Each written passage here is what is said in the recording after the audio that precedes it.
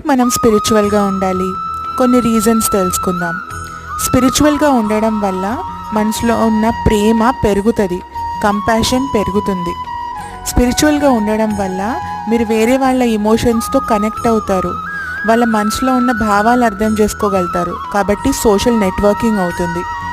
స్పిరిచువల్గా ఉండడం వల్ల మీ స్ట్రెస్ని మీరు బెటర్గా హ్యాండిల్ చేసుకోగలుగుతారు, ఇరిటేషన్ తగ్గుతుంది.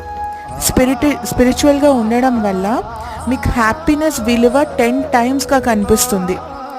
కొన్ని చిన్న చిన్న విషయాలు కూడా మీకు చాలా హ్యాపీనెస్ ప్రొవైడ్ చేస్తాయి.